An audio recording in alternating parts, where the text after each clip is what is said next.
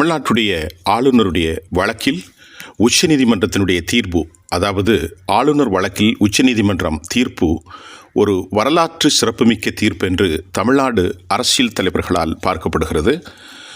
இது தொடர்பாக நாம் இந்த செய்தியை பார்க்க இருக்கிறோம். தமிழ்நாட்டில் உள்ள பல்கலைக்கழகங்களின் வேந்தராக முதலமைச்சரை நியமிக்கலாம் என்று தமிழக சட்டப்பேரவையில் நிறைவேற்றப்பட்டு ஆளுநரால் நிறுத்தி வைக்கப்பட்டிருந்த 10 சட்ட முன்வரைவுகளுக்கு அரசியலமைப்பு சட்டத்தின் 142ஆம் பிரிவின்படி வழங்கப்பட்டுள்ள அதிகாரத்தை பயன்படுத்தி உச்சநீதிமன்றம் தற்போது ஒப்புதல் அளித்துள்ளது.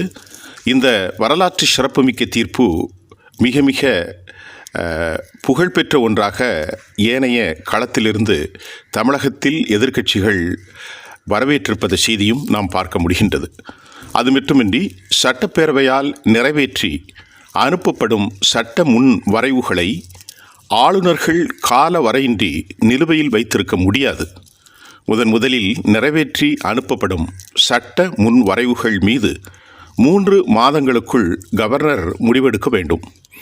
கவர்னரால் திருப்பி அனுப்பப்பட்டு மீண்டும் நிறைவேற்றி அனுப்பப்படும் முன் வரைவுகள், அதாவது திருத்தம் ஏதேதும் கவர்னர் பரிந்துரை செய்தால் அதை சட்டமன்ற அலுவல் குழு சம்பந்தப்பட்டவர்களோடு பேசி 1 மாதத்திற்குள் அதை திருப்பி அனுப்பி அதற்கு பின் உடனடியாக முடிவெடுக்க வேண்டும் என்று உச்சமன்ற தீர்ப்பிலே கூறியிருக்கிறது.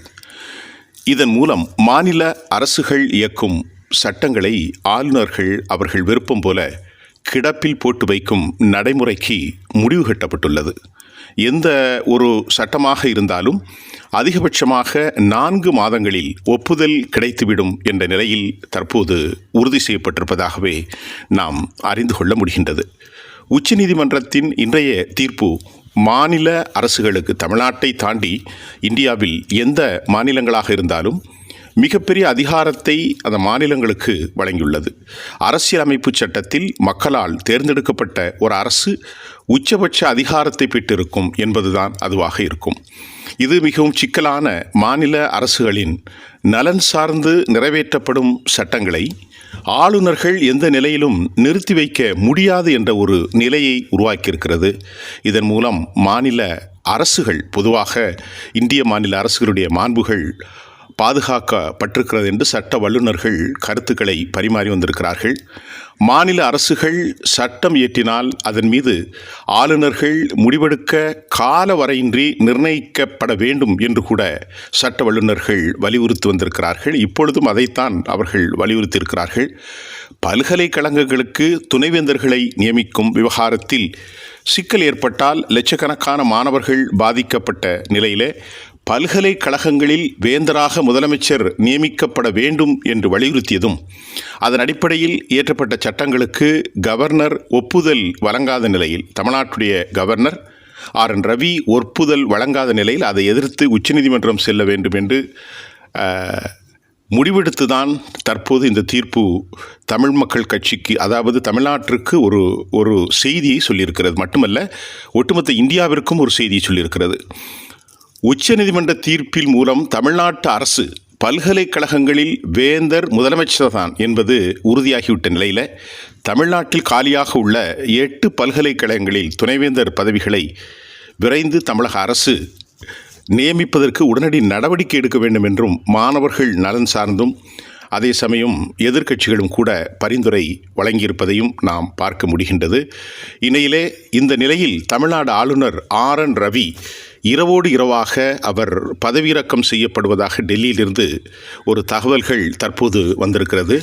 தமிழ்நாடு அரசின் வழக்கில் உச்சநீதிமன்றத்தின் கடுமையான கண்டனங்கள், விமர்சனங்களை எதிர்கொண்டதால் தமிழக அரசினுடைய ஆளுநர் RN ரவி உடனடியாக பதவி நீக்கம் செய்வது தொடர்பாக மத்திய அமைச்சர் அமித்ஷா தலைமையில் தற்போது ஆலோசனைகள் டெல்லியிலே நடந்து வருவதாக தெரிவிக்கின்றன. உச்சநீதிமன்றத்தின் இன்றைய தீர்ப்பை முன்வைத்து மத்திய உள்துறை அமைச்சகத்தில் தீவிர ஆலோசனைகள் நடைபெற்று வரும் நிலையில் அநேகமாக தமிழ்நாட்டு கவர்னர் திரு RN ரவி நீக்கப்பட, அதாவது தமிழ்நாட்டு கவர்னர் பதவியிலிருந்து அவர் பதவியிறக்கம் செய்யப்படுவதற்கு அதிக வாய்ப்புகள் இருப்பதாக டெல்லியினுடைய செய்தி தகவல்கள் அடிப்படையிலே நாம் இதை ஊர்ஜிதப்படுத்தக்கூடிய ஒரு செய்தியாக இருக்கிறது. இது உண்மையிலேயே தமிழ்நாட்டு அரசியலை தாண்டி தேசிய அரசியலில் ஒரு பெரும் பரபரப்பை ஏற்படுத்தியிருக்கிறது.